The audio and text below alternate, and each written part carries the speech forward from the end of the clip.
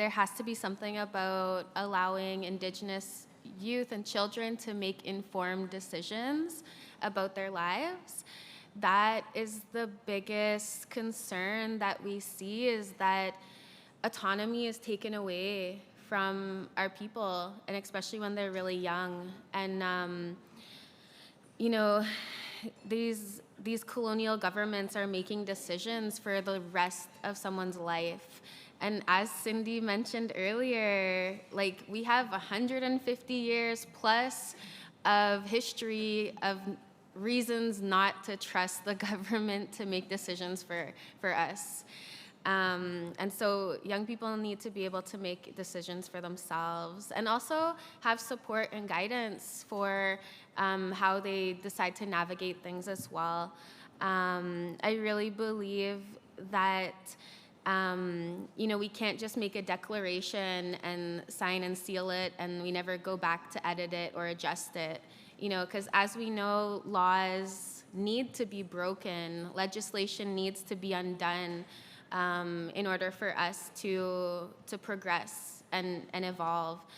So I also believe that would be true for something like this, like a declaration. And young people should be the ones who are able to adapt it and adjust it. Almost like an audit per se. Young people can say, actually, yeah, this declaration is working for me, or no, it's not working for us right now. I think there needs to be a really big focus on prevention. There needs to be a huge focus on, providing resources and capacity to families. Why are families living in poverty? Why are families experiencing a housing crisis or overcrowdedness in their houses? Are these problems that can be solved without removing children from their communities and families and homelands? And I would say probably 80 to 95% of the time, if not more, they're preventable issues that are really closely linked and are linked to underfunding, and not actually, the government not actually providing Indigenous people with what we need and deserve, and what they're legally obligated to as well. I really want to kind of bring up this report that we did a couple years ago, and it's called Accountability in Our Lifetime. And there was a Senator Moody, who was really passionate about working with young people, and she approached us and the Caring Society and asked, what do Indigenous youth need from something like an ombudsperson, like a national ombudsperson? And so we said, we don't actually know. We have to go and ask young people themselves. And so that's what we did, and we created a report called Accountability in Our Lifetime. And there's this really beautiful quote of, what do you think an ombudsperson should look or feel like? And one of the young people said that at the bare minimum, they have to care and love for our children and youth the same way that we care and love for them. And so just imagine like all the care and love when you think about your children and your nephews and your nieces and your cousins, how much you give to them. That should be the standard. And we shouldn't have to lower our standards because Canada doesn't treat their children well. Thank you.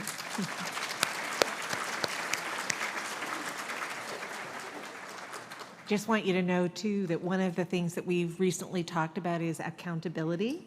And one of the three, we shared 3 key documents with government just recently, and Accountability in Our Lifetime was one of them. So thank you for the work that you've done there. Highly recommend it. Sebastian Cedar, would you like to chime in on what you think should be included in the Universal Declaration on the Rights of the Indigenous Child?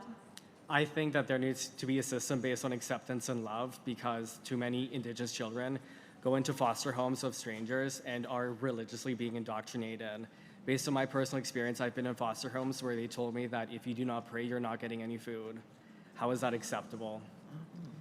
And second, I don't think that social workers should make decisions for children and youth because they don't understand it or because they are in a rush.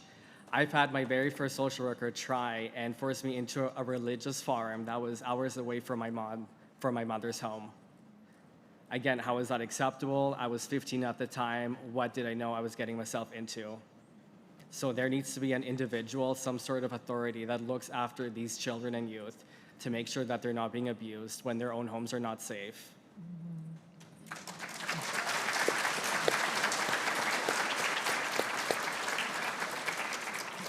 That's clear. Thank you. Cedar? I would say just listening to Indigenous youth, because we are definitely experts in our experiences. Everything. Oh, there's feedback.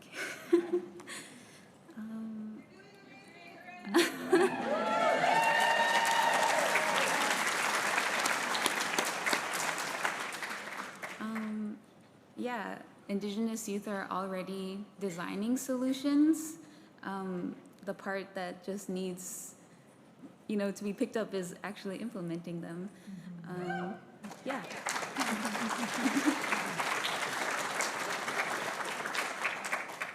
Thank you. And it's interesting, too, there's been a theme this morning around moving upstream rather than taking a look at designing systems or declarations or whatever that focuses on the downstream impacts of all of the other things that have contributed to family vulnerability or child vulnerability, working on the poverty, working on housing, working on food security, those kinds of things, and definitely more recently in terms of the horrific experiences we're having in every jurisdiction with respect to the substances. So I think that I'm hearing that the Universal Declaration would be taking a look at thinking about how to ensure well-being and also to ensure the voice of the child is centered in decisions about their lives.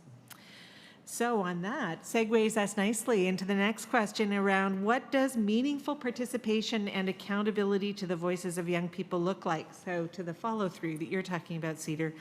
And there are many people here that are thinking about how do we develop our laws or our programs, our services, and youth voice is clearly important in that. So we look to your guidance and wisdom about how we do this in the here and now as we develop new structures. What would meaningful child and youth participation look like? And I'm going to turn to you, Sebastian, first. I think it's important to build partnerships with Indigenous communities to design new structures and establish independent oversight bodies to ensure the system is accountable to Indigenous youth voices. There should also be trauma-informed, culturally appropriate supports and resources that should be offered, and also cultural inclusion and youth-led participation. So as I mentioned before, a social worker should not just write a care plan and tell you where you're going and what to do just because she's in a rush or because you don't understand. This is happening way too often, and it's putting a lot of children and youth at risk in harm's way.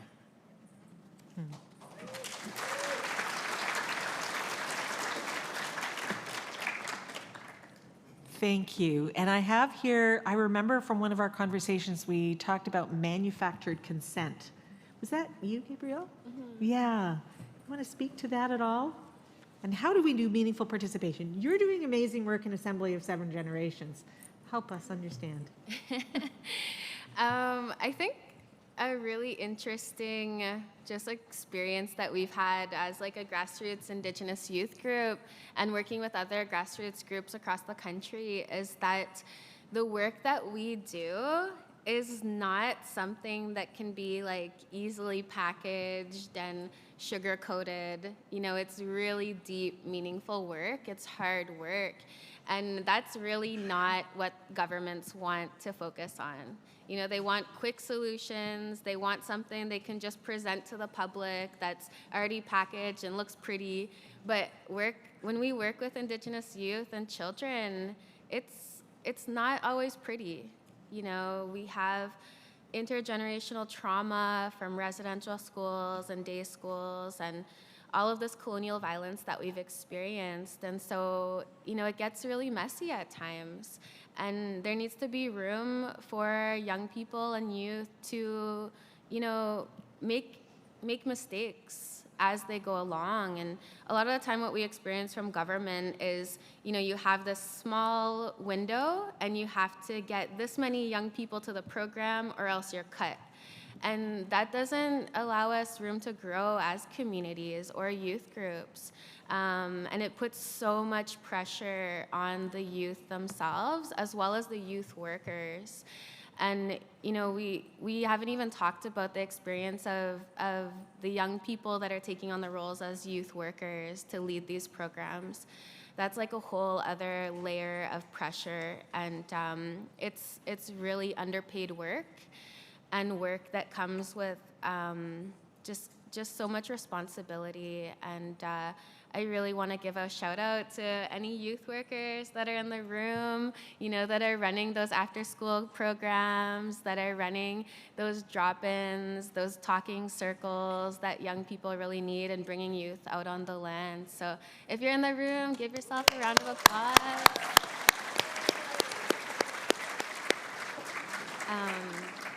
And just going back to this concept of manufactured consent,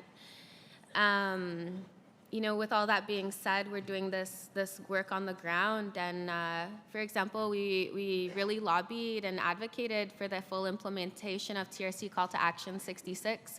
And that's multi-year funding for grassroots Indigenous youth groups working on reconciliation.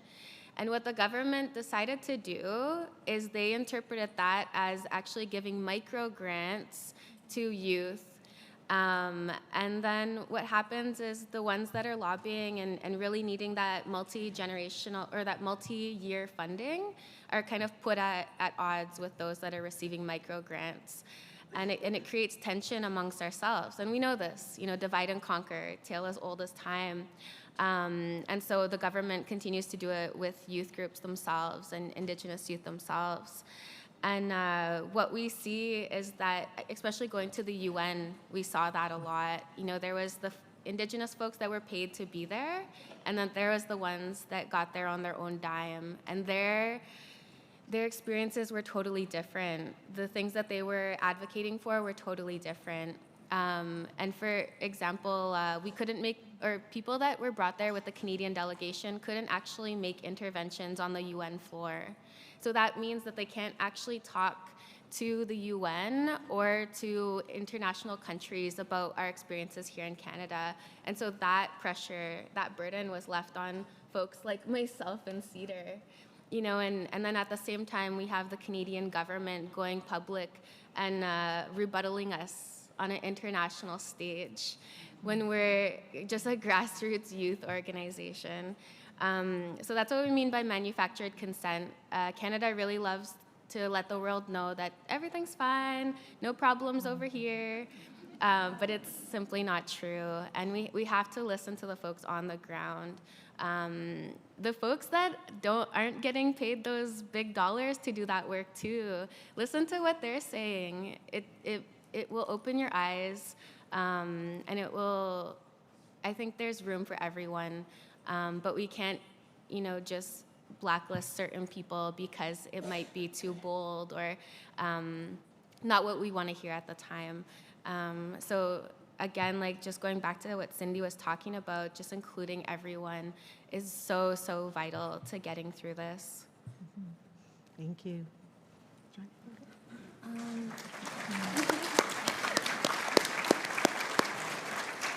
think just adding on to that, a lot of the times when we are working with governments, I think honoring our original intentions with the work we're doing it should be honored, because a lot of the times work will be exploited, and then it's kind of in that line of manufactured consent.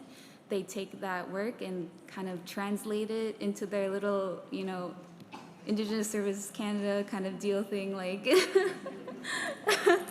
it's, and they interpret it differently, so they can, have their little pretty package of, look at this reconciliation work we're doing, we did it, they put their stamp of approval on it, and it goes, but it doesn't actually come back down to the ground where we are, and we're kind of just stuck repeating ourselves.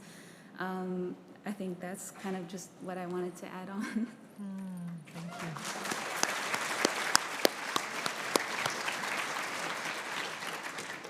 And I love that across the three of you, you're talking about the role of meaningful participation at the individual level with the social worker, or with the plans of care or whatever, through the program, on all the way up to the structural level, and how important that is. And the other thing that I think is your comment, it's not always pretty. And it can be messy, and it will take time.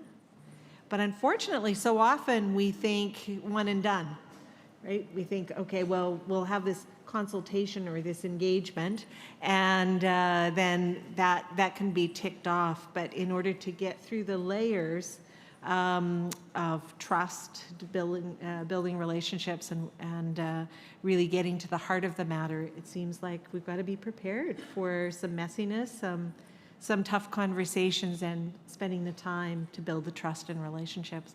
And it makes me think of some consultations I was hearing about with a nation where their first gathering of the young people didn't go very well. But what I loved was they said, that's on us. So let's go back and revisit and ask young people what would be more helpful. Did it again and got tremendous engagement and wisdom from there. But again, thinking when it is messy, what's our role in it as adults that has made it harder than it needs to be for the wisdom of the young people's voices to come forward. So we've gone through the questions, but we've got a few more minutes.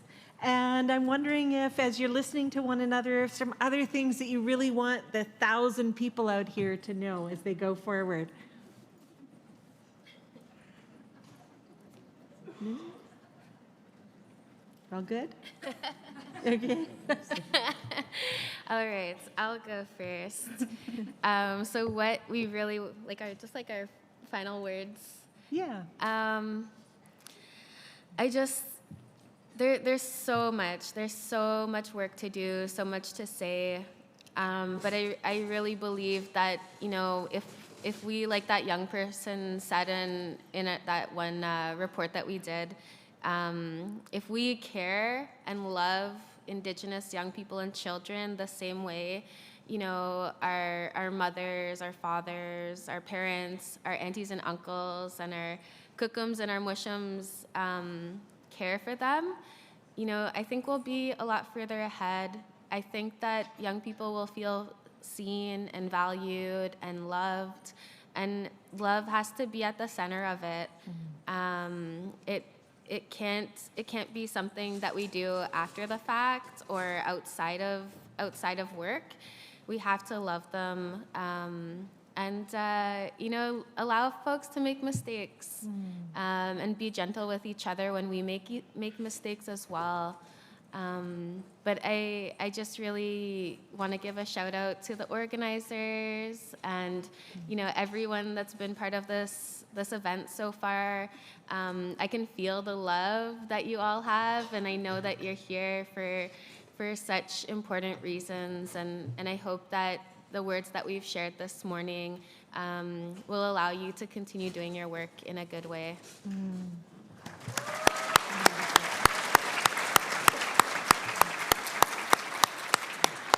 Thank you. Good. Well, Anything good. else? Okay, great. Thank you. One more round of applause for our